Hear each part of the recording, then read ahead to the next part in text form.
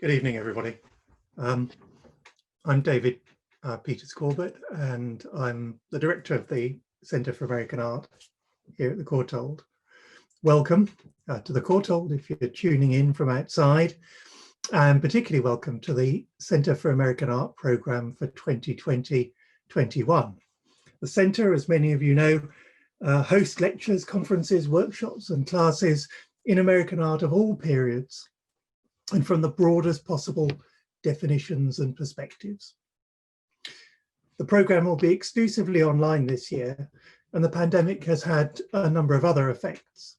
So do look regularly at the webpage for announcements of forthcoming lectures and conferences and events, of which there will be many between now and the end of June 2021. Before we begin, I just want to say a word about the organisation of the lecture today. After we introduce our speaker, I'll turn over to her for screen sharing and the lecture, and we'll then have at the end about 10 minutes for a Q&A. Please announce your question, if you've got one, in the chat by using the raise hand function. We'll pick it up from there and unmute you so that you can ask it. We probably shan't get to everybody, so I hope you'll forgive me in advance. My thanks are due as always to the Courtauld Research Forum team, who are administering the technical side of this event and thereby making it possible. Well, it's becoming a bit of a tradition to launch each season with a speaker from the Courtauld. And this evening, I'm delighted to introduce Esther Chadwick. Dr. Esther Chadwick is a lecturer in art history here at the Courtauld. She teaches an MA option in circumatlantic visual culture of the long 18th century. Before joining us, she was a curator in the Department of Prints and Drawings at the British Museum. Esther received her doctorate in art history at Yale University in 2016. Esther's research addresses the role of art in the age of revolutions, the materiality and agency of printed images, the visual culture of transatlantic slavery, and the construction of race. She's interested in the global contexts of British art and is currently working on the cultural connections between Britain and Haiti in the years after the Haitian Revolution. In 2014, she co-curated Figures of Empire, Slavery and Portraiture in 18th Century Atlantic Britain at the Yale Centre for British Art in New Haven. And at the British Museum in 2018, she curated A Revolutionary Legacy, Haiti and Toussaint Louverture. This evening's lecture is drawn from her current book project, which is called The Radical Print, Art and Politics in Late 18th Century Britain. And her title tonight is New Politics, New Methods, James Barrie's Printmaking at the Time of the American Revolution. Esther. Well, thank you so much, David. I'll start my video. Hi, everyone. Good evening or good day, wherever you may be joining from. I'll just share my screen. Okay. Right, I hope that's now visible to everybody. Thank you so much, David, and thank you to the Centre for American Art and the Research Forum. I'm really delighted to be opening this series. And as David said, the lecture this evening is drawn from the first chapter of the book that I'm working on about printmaking in late 18th century Britain. Which looks at how the making of prints, their distinctive materiality and aesthetic possibilities, and their place within the wider economy of art making provided artists in this period with a distinctive space in which to think through problems in contemporary politics and the relationship of art and artists to those politics. So I hope the lecture will give you a flavour of some of the larger questions that I'm interested in. It's not about American art per se. I was glad, David, to hear that you embrace a wide definition of American. I'm going to be focusing on an Irish artist working in 18th century London, James Barrie. But it is about a moment when America and Britain were entangled in complex ways. Indeed, when their relationship was called very dramatically into question. As we're going to see, Barrie himself was much interested in the fate of America. His support for American independence after 1776 was recognized to the extent that he was even asked by Congress to travel to America to paint the actions of George Washington. He must have turned this request down because he never went, and he remained firmly on this side of the Atlantic. But I'd like to begin now with someone who did travel from Britain to America, Thomas Paine, who arrived as a failed excise officer in Philadelphia in 1774, carrying a letter of introduction to Benjamin Franklin. 2 years later, he published this, what was to become the most widely read pamphlet of the American Revolution, Common Sense, a pamphlet that contemporaries described as full of daring impudence and uncommon frenzy, which set forth in the plainest terms an argument for the doctrine of separation and independence, for American freedom from the British Crown. It's from Paine's pamphlet that I draw the title of my lecture, adapted from one of his many extraordinary sentences, one that I find particularly suggestive. He said, "A new era for politics is struck. A new method of thinking hath arisen. New politics, new methods." By the new era and new method, Paine was referring to specific events. After the outbreak of war on April the 19th, 1775, political negotiations had entered a new phase. The matter had progressed, as Paine put it, from argument to arms. Reconciliation between Britain and the colonists was but a passing dream.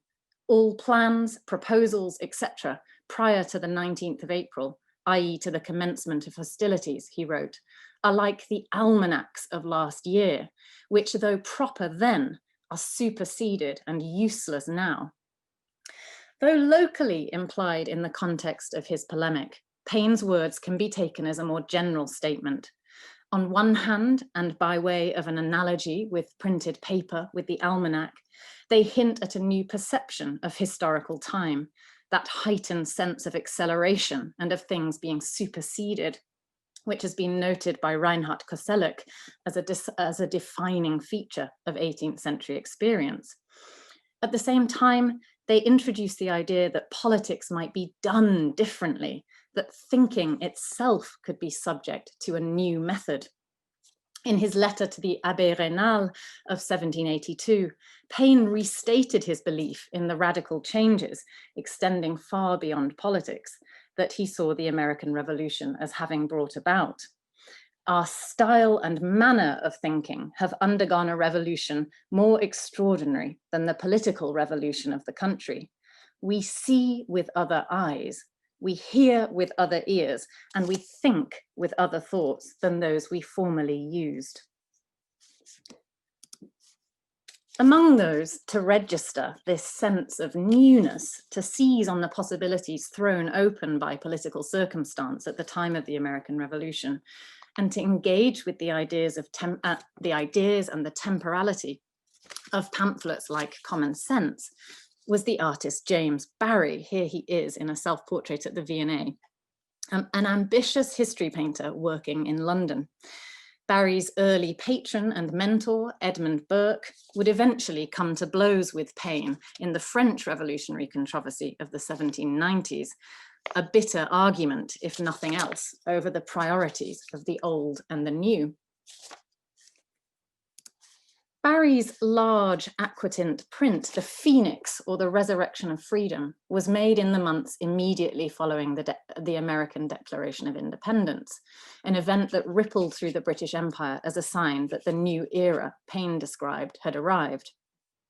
In fact, The Phoenix, oh, and here it is, was directly linked to Common Sense. For its publisher, and you might just be able to see, but the publication line is here, John Allman, published by J. Allman here, was also responsible that year for the 4 London editions of Paine's pamphlet. Here he is here for John Allman in Piccadilly. Mourning the old world, strewn in the foreground with fragments, half-buried fragments of Athens, Florence, and Rome. while hailing freedom's rebirth in the new with its dancing graces, peaceful spires, and happy ploughmen on the far shore. Barry's Phoenix channels in stunning visual terms Paine's paean to revolutionary America as a sanctuary for liberty in flight. The Phoenix, blind though it is to that freedom's contradictory basis in transatlantic slavery, visualizes the reception of a fugitive liberty, here she is, after her routing by tyranny, the tyranny of monarchy, heredity, and privilege that had been so vividly denounced by Paine. Common Sense circulated in tens of thousands of copies in numerous editions on both sides of the Atlantic. Paine claimed that 120,000 were sold in the first 3 months alone. The movement and viewership of the Phoenix, by contrast, was limited. And we have very little sense of its reception history. Barry's print doesn't appear to have been advertised publicly in the London newspapers, and it's not recorded in Almond's list of items for sale. Printed on fine French paper manufactured by Thomas Dupuis of the Auvergne, it was no throwaway item, yet only a handful of impressions survives, and there are very, very few, as I said, recorded responses to it beyond the artist's own circle of friends and acquaintances. Barry's print was a very far cry from the powerful change in the minds of many men that George Washington described as the impact of Paine's pamphlet, which burst from the press with an effect which has rarely been produced by types and papers in any age or country. Laying aside, and I should really be on the previous slide, here we go. Laying aside the differences in the magnitude of their effects, however, the connection between the two works by their shared publisher, John Allman, invites a series of reflections. What did it mean for an ambitious history painter like Barry to come so close to the stuff of the present in 1776, to produce a work of such obvious topicality and polemic that shared as much with the realm of quickfire political pamphlets as it did with the elevated tradition of classical painting and sculpture on which he'd set his sights? Despite prevailing aesthetic strictures that underpinned boundaries between different pictorial genres, the Phoenix deliberately mixed the emblematic and the allegorical with classical landscape, figural composition, and scrawling, fiercely topical text. And here we go, onto this slide. It would have been clear to any subscriber of John Allman's newspapers that the Phoenix was speaking their language. And on screen are examples of political prints published in Allman's political register.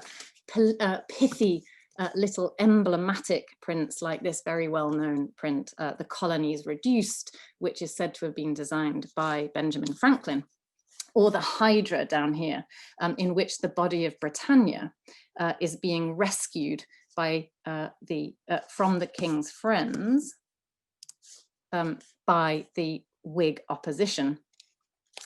The Phoenix clearly channels, or it clearly emerges in some way from this visual culture, yet in its grand size, and it's, you know, 5 times at least as big as these little prints, at least that, maybe 10 times actually.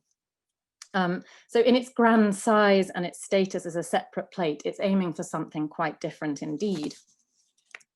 A comparison with the humorous satire of this wonderful print from the French Revolutionary period helps to clarify what Barry was doing differently. Here, the Phoenix rises again from a pile of burning books by Rousseau, Voltaire, and others, while braying asses of the Ancien Régime fan the flames. The polemical yet altogether solemn tone of Barry's etching is at odds with this, as with most explicitly satirical prints of the period. At least one contemporary observer dismissed the print as a failure and a misfit. Yet this response, I think, misses something more complex in the at work in the collision between Barry, the history painter, and Paine, the pamphleteer. The Phoenix provides us with a starting point from which to access a larger problem that faced Barry and his contemporaries in 1776. How to represent the present moment in relation to the past and the future, whether to see history as a cycle of endless returns, as a smooth forward-moving continuum, or to believe in the possibility, even the necessity of radical rupture, in which time might loop back on itself or leap forward in the production of something entirely new. Perhaps most pressing of all was the question of where to position oneself as a historical agent in time, in this time, the time of 1776, the birthday of a new world, as Paine put it in Common Sense. This seems to me to be the question asked by this tangle of figures at the print's right-hand side. And here's a detail where Barry shows himself, this is his self-portrait on the very far right, among the 17th century Republicans and political theorists, Algernon Sidney, John Milton, Andrew Marvell, John Locke, and an unidentified figure in 18th century dress. By means of this visual anachronism, the artist positioned himself within a distinct political lineage, that of the English radical Whigs. He connected his own political alignment to a much longer Republican tradition. Yet my chief interest here is not in evaluating the print as a statement of Barry's political position or his relationship to the fine points of Whig ideology and its variations. Rather, by examining the print's underlying structures, materiality, and the processes of its making, I wish to focus on the questions it raises about the temporality of images and artworks, and about the capacity or otherwise of different media to keep step with the present. Barry repackaged and redirected the content of current pamphlets and newspapers into a hybrid, sui generis work that dealt in anachronism and temporal progression, shuttling between the boundaries of the ephemeral and the monumental, allowing him to reflect on the question of his contemporaneity, that is, his conception of himself and his work as historical agents in the present moment. This central issue was to play out in his much better known work in the Great Room at the Society for the Encouragement of Arts, Manufactures and Commerce in London, and in the prints that Barry made after his paintings there on the progress of human culture, begun in the years immediately following the Phoenix. So I'd like also to consider the ways in which the relationship between painted originals and printed reproductions could likewise be understood within a framework of what might be described as the artist's experimentation with temporality, situated within wider 18th century debates about the representation of history itself. Those wider debates were, of course, the subject of Edgar Wind's seminal 1938 essay, The Revolution of History Painting, published in the Journal of the Warburg Institute, in which he described the emergence in the 1770s in Britain of a new kind of history painting in which contemporary incidents and topical detail came to be portrayed in the grand manner traditionally reserved for ancient heroes, exemplified by Benjamin West's Death of General Wolfe here, and taken up by John Singleton Copley and John Trumbull. This pictorial revolution was, not coincidentally in Wind's eyes, led by a group of young American artists in London, whose straddling of metropolitan and colonial identities at a time of liberal sympathy in Britain towards the American cause, in Wind's argument, allowed them, in a sense, to get away with it. At the Royal Academy exhibition in 1776, a few months after the publication of William Woolett's immensely successful line engraving after West's Wolfe, Barry contributed two works that took up the problems of contemporary history painting quite explicitly. One, in the bottom left of your screen, was his own version of The Death of Wolfe, which art historians have long recognized as a direct response to West. The other work that he exhibited is this strange picture on the right, titled Portraits in the Character of Ulysses and His Companions Escaping from the Cave of Polypheme from Homer's Odyssey. This was a disguised double portrait of Barry and Burke. Barry is here, and Burke, Ulysses and a companion, in which representational orders seem deliberately out of joint. The stitching between portraitures now and the mythological, hang on, there we go, the mythological narrative setting remaining awkwardly visible. Barry in some ways reverses West's process of replacing togas with modern military uniforms by putting himself and his 18th century protector, Burke, back into the mythological past. But this time-bending conceit is nonetheless registered as a kind of pictorial disturbance. These picture planes, the background and foreground are very sort of oddly related and jarring. It's likely, in fact, that Barry wished to make a link between this hybrid narrative portrait on the right and the Phoenix itself, because he inscribed the print, and you'll have to take my words for it, but just at the very bottom of the tombstone at the far left, he inscribed the print with the letters U and C, fecit. Ulysses and a companion made this, quite likely. Probably or possibly because Burke, who was receiving information on American affairs directly from the publisher John Allman, collaborated on the print with Barry in some way. But I take the link being established here to work at a more fundamental level of their shared generic scrambling, their shared entangling of past and present, their disruption of the priorities of the monumental and the ephemeral. The Phoenix revels in this interplay. Liberty rises above the distant temple as a fleeting, translucent apparition. Britannia seems caught between marble and flesh.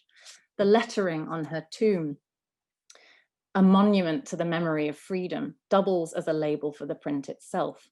And Father Time, who's framing the whole scene, invites comparison with another prominent 18th century form, the tomb monument, whose materiality was quite at odds with that of printed paper. It's instructive to compare what's going on in works like these with the publisher John Allman's comments in 1776 about the temporal priorities of textual media. Books stand unmolested on our shelves, he wrote, but papers are forever in our hands and on our tables. A subject of little or no importance tomorrow may nevertheless be of great consequence today. And the compiler of such a diary is for the moment the author of history. As to truth, he continued, the historian of the day perhaps dispenses more of it than the historian of after times, who often adds to the lie of the day the lies of succeeding generations. So Allman insists on the priority of the day, of the present moment that may be superseded by tomorrow, but which, captured off guard, makes history itself. Douglas Fordham has suggested that we think of Wind's revolution of history painting, not just in terms of the transgression of academic priority or propriety at the level of representation, togas replaced by British Army uniforms, but as a destabilization at the level of medium.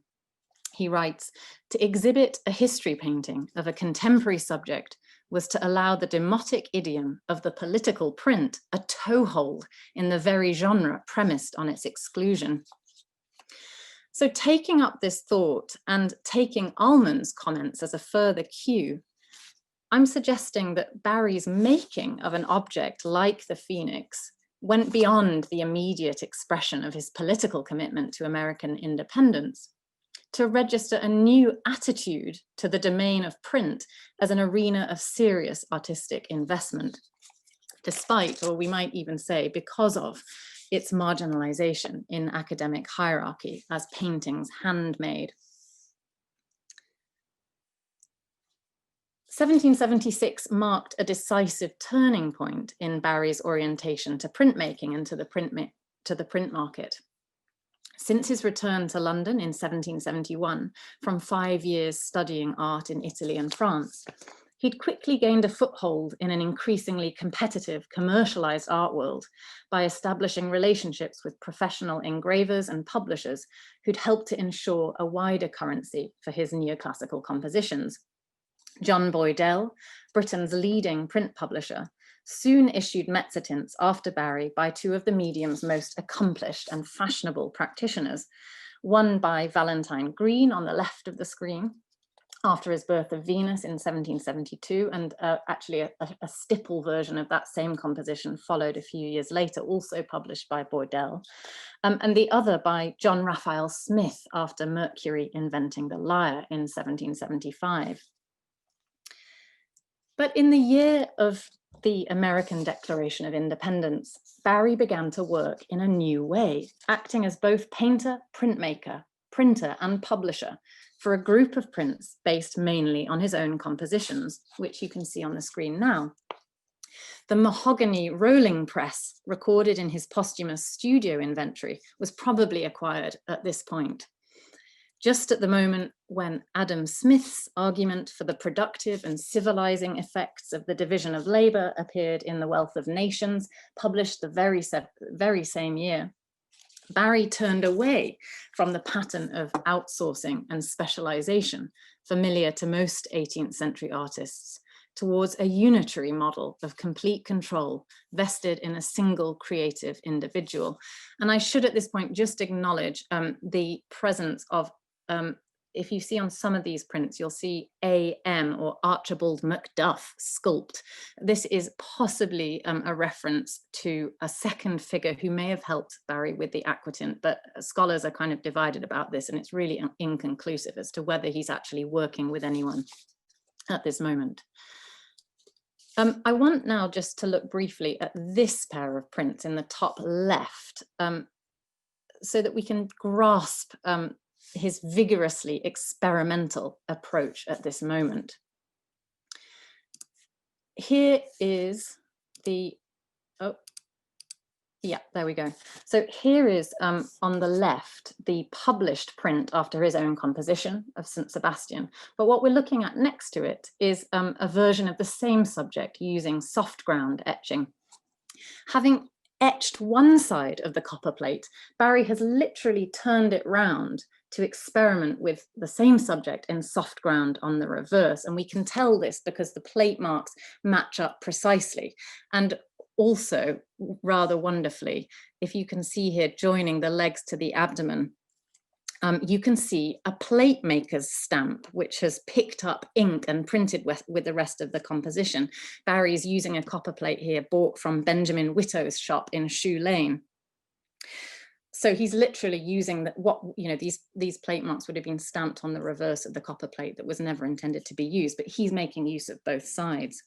He's reveling in new processes and in effects of reversal. Reversal, the operation that lies at the core of all printmaking. And this is further suggested by these two sheets on the right of the screen, both stained with what looks like printmaker's acid. At the top right, that's actually a single sheet, verso and recto. Again, he's flipping the paper over and tracing the outlines of his design in reverse, helping him work out how the design should be transferred to the plate and how it's going to appear in print. He's experimenting, it seems to me, here with what it means to reproduce an image multiply, to stage difference out of repetition. Now, the term reproductive wasn't used in this period to apply to what are often characterized today as reproductive prints. Nevertheless, the ambivalence of Samuel Johnson's mid-18th century dictionary definition of the verb to reproduce as both to produce again and to produce anew does help a little to grasp what might be going on in a sequence like this. Barry had written to Edmund Burke from Rome in 1767 to complain about the weakening effects of copying and imitation among modern artists, quote, in whom art is little more than a painted and varnished shadow, the substance being quite lost and evaporated by the multiplicity of mediums and reflections through which it has passed from one imitator to another. But here he seems precisely to be interested in what happens to a single image in a multiplicity of mediums. This isn't copying and imitation in the sense that he complained about, however. It's more about a kind of generative relay of linked images.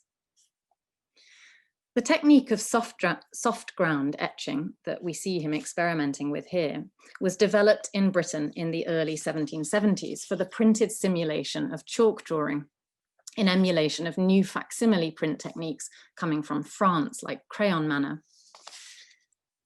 In fact, what links all of Barry's other prints in 1776, his inaugural year as a printmaker, is their use of another so-called facsimile process, Aquatint. I'd say that one crucial aspect of the Phoenix's newness lies, just as much as it does in its generic hybridity and its revolutionary content, at the level of the medium itself, in its precocious use of this novel technique. Aquatint is the technique of applying a porous ground of powdered resin or a granulated solution to the copper plate in order to produce liquid tonal effects that release the printmaker from linearity and the conventional strictures of crosshatch syntax, enabling prints to match the effects of watercolor wash.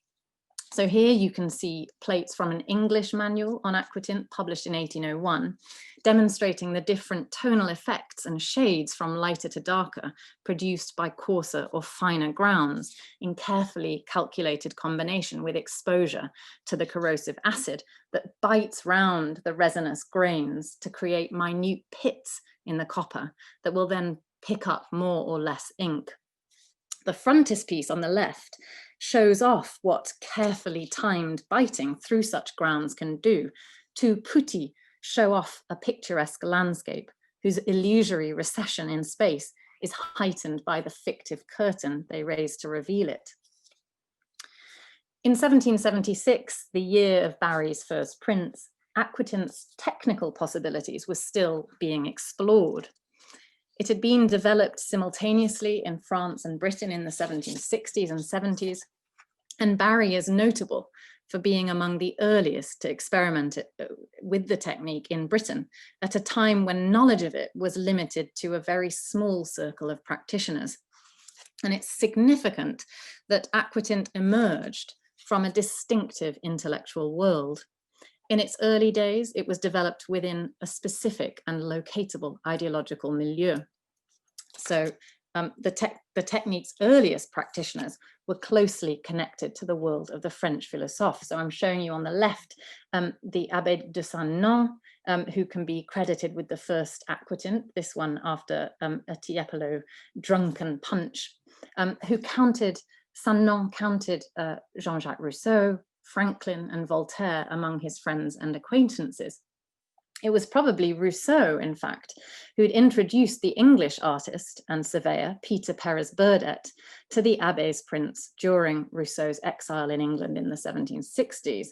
Burdett then exhibited this in the middle, the first Aquatint in England in 1772, after a drawing by his friend John Hamilton Mortimer. The following year, Burdett received a letter from none other than Benjamin Franklin, asking to see a specimen of what Franklin called a new art of printing in imitation of painting, which he thought must be a most valuable discovery. Later, when Franklin undertook a diplomatic visit to Paris in 1777 to secure support for American independence, Saint-Non invited him to witness the printing of an Aquatint, the print on the far right of the screen, showing Franklin himself balanced on top of a globe marked America. And it may well have been Franklin himself who encouraged Barry to investigate the new technique in his first prints in 1776, since both Barry and Franklin frequented the Club of Honest Whigs, a political club at St. Paul's Coffee House in the 1770s. So the point I'm simply making here is that working in Aquatint in 1776 wasn't only new, it connected Barry to a particular intellectual network in which experiment was embraced at the level of aesthetics, technology, and politics alike. In the eyes of its first promoters, users, and critics, Aquatint entailed a distinct temporality. It was seen as quicker and as a more faithful imitator. Burdett reported that in the course of some chemical experiments, I have discovered certain principles by which an artist can faithfully copy upon copper plates so as to print from them every touch and manner of his original drawings to such a degree of imitation as not easily to be distinguished from the original. So Aquatint was seen as so faithful a means of imitation that a distinction between the printed copy and the original might be removed altogether. Burdett stressed the way the new facsimile technique could effect an almost magical closing of the gap between original and copy.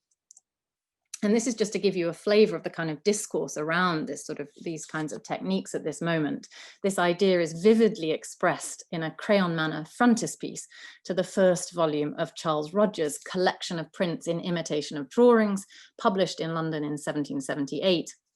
Rogers, on the left here, explained how the cloud-born angel, the genius of design, hands down his ideas to the figures of painting and sculpture in the form of sheets, of printed sheets, like the ones the volume's beholders are soon to enjoy.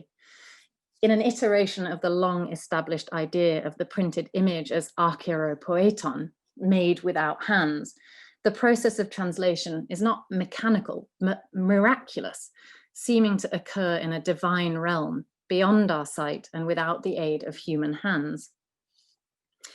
The logic, and I'd say that in a sense, the frontispiece to the English Aquatint manual carries over some of those ideas. The logic of the perfect facsimile, however, and the illusory capacities of a new medium like Aquatint seem to have held little appeal to Barry as he experimented with print in 1776. The Phoenix in particular harnessed Aquatint not simply for its tonal capabilities and its luminous liquidity, but allowed what looks like uncorrected foul biting to spill into the lower margin, creating a space for his scrawling text that is rugged and willfully unhewn. And I'm just showing you on the left of the screen a detail of two different states of the print. At the top is an earlier state before he's added the scrawling etched text, and it shows the margin quite clean. But then what happens when he's added in the writing is that he's actually, it seems like he's actually kind of willfully introduced this kind of crumbly, spilly, what looks like foul biting, where acid corrodes the plate unwantedly. It seems like he's actually kind of purposely introduced that here. Such an aesthetics of unpolish were of a piece with the print's politics. Its irregularity and roughness, which set it apart from most professional productions, could be understood in terms of a Rousseauian idea that enjoyed currency among the supporters of American independence, that the more refined and civilized one became, the further away one got to freedom in its original, uncorrupted state. So to give an example of this, Hampden, a pseudonymous writer to one of Almond's papers, the London Evening Post, using a 17th century name, Hampden, in July 1776, channeled this basic idea when he described the rough, unhewn virtue and unpolished passion for liberty that were the foundations of real freedom. Mary Wollstonecraft, whom Barry later befriended and publicly praised, would pick up on this idea when she declared in her Vindication of the Rights of Women in 1792 that I shall disdain to cull my phrases or polish my style. I aim at being useful, and sincerity will render me unaffected. The unapologetic spilling over of the foul-bitten areas in the Phoenix might be understood in this context as more than the result of unwanted accident or amateurishness. As Thomas Crowe has described of the radical French critics who so appreciated David's strained, stiff, awkward, obvious painting of the 1780s, one was to identify the virtuous and truthful man by the blunt, deliberately awkward, but powerfully delicate character of his words and actions, in short, by his insistent lack of style. Blunt, deliberately awkward, but powerfully delicate. These are words to reach for when describing the aesthetic qualities of Barry's prints. So in the remaining part of this lecture, I'd like to turn to Barry's most sustained campaign of printmaking after his own compositions, to explore in a little more detail the way his prints often willfully refused to close the gap between original and copy in the way that some, like Burdett or Rogers, were describing as the power of the facsimile print. This is an 1809 view of the Great Room of the Society for the Encouragement of Arts, Manufactures and Commerce in London, which in the 7 years between 1777 and 83, Barry dedicated his energies to decorating with a series of monumental canvases, and you can see them wrapping around the sides of this room here, on the subject of the progress of human culture. Very difficult to get good quality images of these paintings, so I'm sorry that especially the large ones are not so brilliant. The progress of human culture, conceived as a sweeping representation of historical development in 6 scenes, from Orpheus at the top, bringing the first gleams of enlightenment to the savage Greeks, to the golden age of Olympian Greece in the middle, and then the triumph of English commerce on the Thames, and of course to the Society of Arts itself, with a distribution of prizes for worthy and civilizing innovations in arts and sciences. And finally, a huge Elysium and Tartarus canvas, a kind of epic judgment scene incorporating historical figures from across time and space. It would be some 9 years after the initial completion of the paintings in 1783 that Barry's first prints after them were ready for distribution. 2 sets appeared as separate sheets between 1792 and 1805. So I'm showing you two prints from the so-called small set, which were based on the 6 compositions here. And then the second set, known as the large set, for its very unusual large size. And you can see in this photograph on the right hand side that I'm trying desperately to get a good angle to photograph this bizarrely large print, and the chair kind of gives you a sense of scale. And the prints from this large set incorporated 7 details excerpted from the paintings. But the prints from the large set, executed over the course of the 1790s until about 1802, didn't merely select and amplify already existing details. As Barry himself put it, the main aim of the large set, in thus revising his subject, was to incorporate with the important, graceful matter of it such second thoughts and improvements as time and more information might suggest. The medium of print, he explained, provided the requisite means. This is him again. As this could not be done in the painting with the same convenience and facility that is done in the raw editions of bookmaking, the pictures for the most part were suffered to remain without obliterating anything, and the expedient of new engravings on this large scale was necessarily recurred to. So a good example of the way that Barry used prints to intervene in rather than passively record the painted scheme is this one, which was advertised in November 1800 as a slip of copper, showing Magellan, Las Casas and Isabella of Spain, that was to be inserted, as Barry said, and as he inscribes on the print itself, which you can see on the right-hand side, as a slip of copper, rather as a keystone of an arch. And he says that, you can just see that in his inscription there, between 2 pre-existing prints from the large set that amplify details from the Elysium and Tartarus canvas. So we're looking here at that 1800 print kind of inserted in between 2 already existing prints. The figure of Queen Isabella is itself an entirely new addition to the scheme, appearing here in print. And it's also interesting that Barry is dedicating the slip of copper to the Whig politician Charles James Fox, so it kind of takes on a political life of its own. It's a political statement in its own right. Notwithstanding Barry's alterations to the paintings themselves, and he did make a few alterations to the paintings, the prints became privileged loci for the rethinking of painted content. In refusing to index the finished work statically, but instead dynamically working to incorporate new ideas, Barry's printmaking challenged the usual priorities of paint and print, original and copy. Contemporaries recognized quite plainly that Barry's prints could not be classified as straightforwardly reproductive. Other prints after his own compositions were later ridiculed as caricatures of his pictures, which seemed engraved on rotten wood. The prints established a distance or a disruption of some kind, a charged disruption, that word caricature is suggestive, between themselves and their painted reference.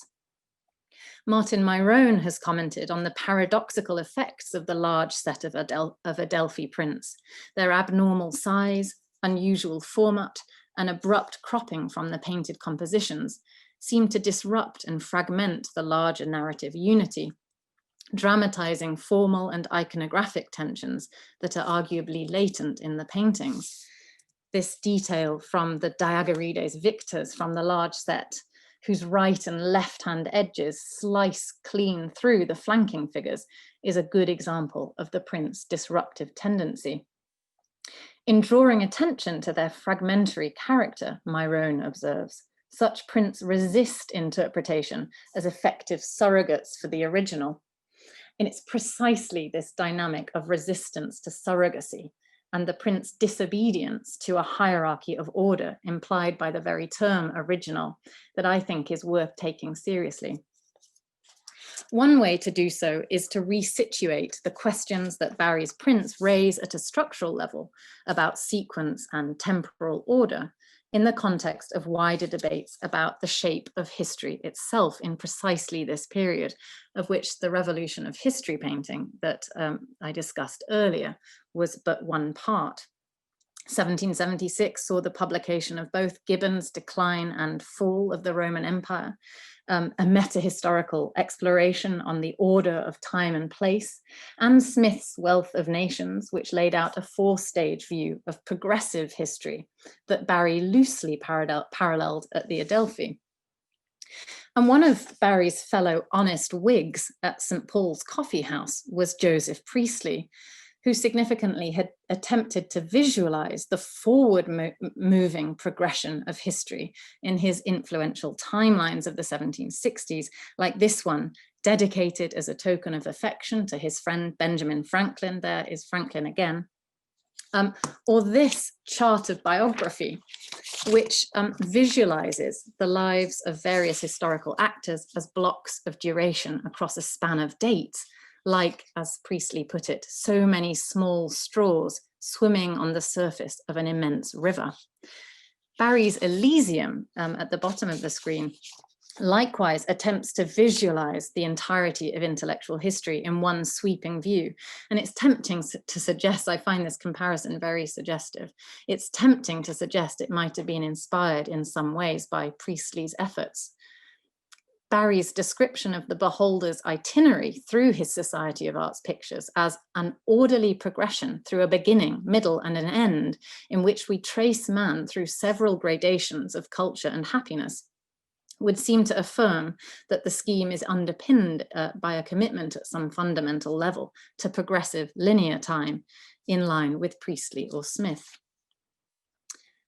Yet in challenging the usual order governing the relationship between original and derivation, and establishing distance and distortion between their painted reference, the Adelphi prints prize open an alternative perspective.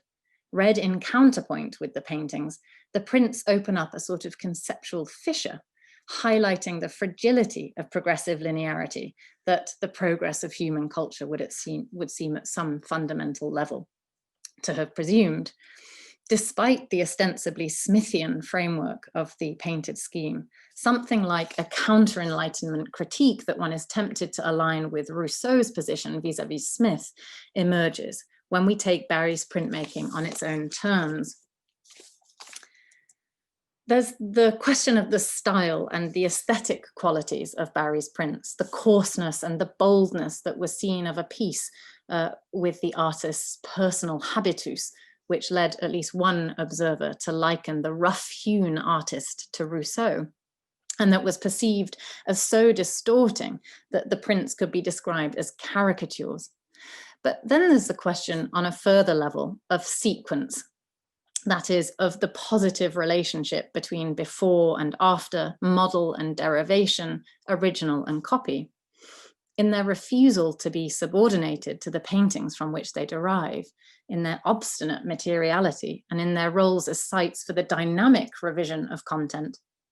Barry's prints staged questions that were playing out not just about the shape of history itself, but more pointedly in the arena of imperial politics. And this, of course, is where brings us back to the Phoenix. The transatlantic contest between the British state and those like Paine, who envisaged the creation of something wholly unprecedented, raised quite dramatically the question of how the new might be generated out of the old, about the fate of a polity made in the image of another. In the years during which Barry's printmaking unfolded, the nature of the connection between an existing state, which Burke called the mother country, shall we say the matrix, and its offspring came under the most pressing scrutiny. And it's that scrutiny which the Phoenix so powerfully encapsulates. After the failure of reconciliation on which the likes of Burke had pinned their hopes, Paine contended that it is but right that we should examine the countryside of the argument and inquire into some of the many material injuries which these colonies sustain by being connected with and dependent on Great Britain. So it was the nature and the basis of the relationship between the two that required rethinking. To examine that connection and dependence, Paine wrote, on the principles of nature and common sense, to see what we have to trust to if separated, and what we are to expect if dependent. These were the questions for Paine in Common Sense. And I hope that my lecture has suggested that so they are in their own way for Barry's printmaking, and not just for the Phoenix.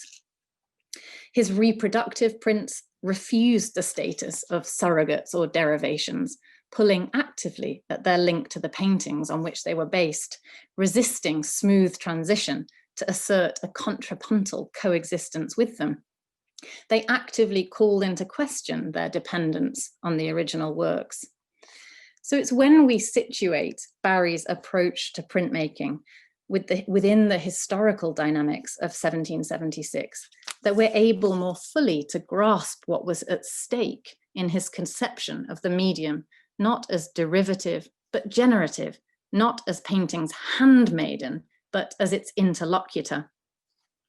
So maybe Barry's figure for revolutionary rebirth in 1776, the Phoenix, can now take on an added dimension. It encapsulates perhaps not only the idea of the American Revolution as a new beginning, but arguably also the idea of repetition with a difference that stands behind his printmaking as a whole. Thank you. And I'll now stop sharing my screen. Thank you, Esther. That was wonderful, really wonderful, really enjoyable. And also for somebody like me who know nothing about the subject, revelatory as well. We've now got, and I think, I've never managed to find a way of properly applauding under these circumstances, but imagine a torrent of applause flowing in your direction.